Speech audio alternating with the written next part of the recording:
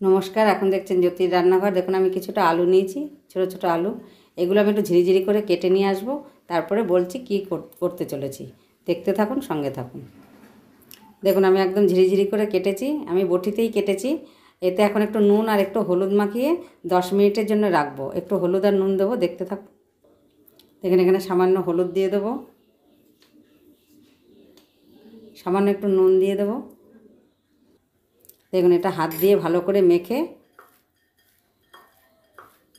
দেখুন খুব ভালো করে মেখে নিয়েছি। এটা আমি 10 মিনিটের জন্য রেখে দেবো।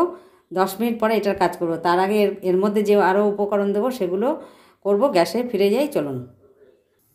দেখুন গ্যাসে আমি কড়াই বসিয়ে দিয়েছি, তাতে আমি 1 চামচ সাদা তেল দিয়েছি। এখানে আমার 100 গ্রাম কাঁচা বাদাম আছে, এটা এর মধ্যে সম্পূর্ণ দিয়ে দেবো।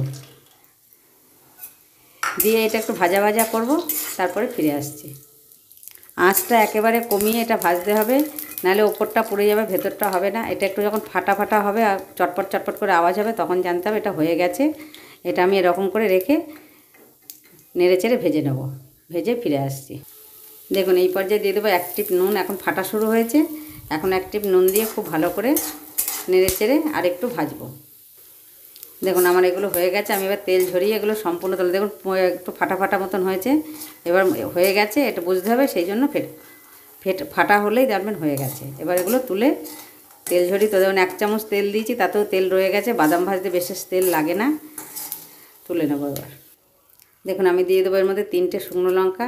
শুকনো লঙ্কাটা একটুখানি আমি হাতে করে কেটে কেটে দিয়েছি, নাহলে ফেটে গায়ে আসবে। একটু লাল লাল হওয়া পর্যন্ত অপেক্ষা করব। আমি ওই কড়াইতেই একটু বেশি করে তেল দিয়েছি, কারণ আলুটাও তো ভাজবো, লঙ্কাটা ভাজবো, এখন আরও উপকরণ আছে ভাজবো, দেখতে থাকুন। এই জন্য আমি একটু বেশি তেল দিয়েছি। এবার লঙ্কাটা ভেজে তুলব। সকলের কাছে অনুরোধ রইল, লাইক দিয়ে পুরো ভিডিওটি দেখবেন। দেখুন রঙটা চেঞ্জ হয়ে গেছে। এবার আমি এগুলো তেল ঝরিয়ে তুলে নেব। আরও উপকরণ দেব তেলে, দেখতে থাকুন। দেখুন এখানে আমার কিছুটা কারি পাতা আমি ধুয়ে রোদে শুকনো করে নিয়েছি, এটা এখন আমি তেলের মধ্যে দিয়ে দেবো। দেখুন কারি পাতাটা নেড়ে চেড়ে ভেজে তুলে নেব। এই পর্যায়ে আমি কারি পাতাগুলো সব তেল ঝরিয়ে তুলে নেব। দেখুন আমি তেল ঝরিয়ে সম্পূর্ণটা ওই বাদাম আর শুকনো লঙ্কার ওপরেই রেখে দিয়েছি। এবার চলুন দ্বিতীয় পর্বে চলে যাই। দেখুন আমি 10 মিনিট পর ফিরে এলাম এই আলুতে। দেখুন আলুতে একটু জল বেরিয়েছে, হাতের সাহায্যে এরকম করে জলটা চিপড়ে ফেলে দিয়ে দেখাবো। দেখুন আমি এগুলো চিপড়ে তুলেছি, এখনও দেখুন এর মধ্যে জল আছে।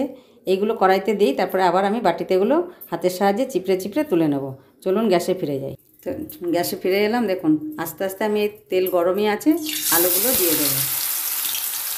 দিয়ে খুব ভালো করে নাড়বো। আমি দুবারে ভাজবো, কারণ অনেকটা আলু তো একবারে হবে না। আমি এটা ঝুড়ো আলু ভাজা করছি, আপনারা সকলে দেখতে থাকুন। এটা একটু লাল হওয়া পর্যন্ত অপেক্ষা করব। দেখুন আমার এই যে ভাজা ভাজা হয়ে গেছে, লাল হয়ে গেছে। আমি এগুলো এবার তেল ঝরিয়ে সম্পূর্ণ তুলে নেব। দেখুন আমি সম্পূর্ণ তুলে নিয়েছি, একটা টিস্যুর উপরে তুলেছি। এক্সট্রা তেলটা টিস্যুতে টেনে নেবে। একই প্রসেসে বাকিটা ভেজে ফিরে আসছি। দেখুন আমি টিস্যুতে তুলেছিলাম বলে খুব বেশি তেলে উঠেনি, অল্প যেটুকু তেল উঠেছে সেটা টিস্যুতে চলে গেছে। আমি বাদাম, কারি পাতা আর লঙ্কা যে ভেজে রেখেছিলাম সেটা এর মধ্যে মিশিয়ে দেবো।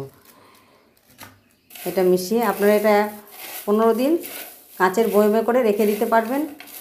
আর যখন ইচ্ছা হবে তখন খেতে, মুড়ির সঙ্গে খেতে পারবেন, ডালের পাতে খেতে পারবেন। সকলের কাছে অনুরোধ রইল, সাবস্ক্রাইবার করে বেল আইকনটি টিপে দেবেন।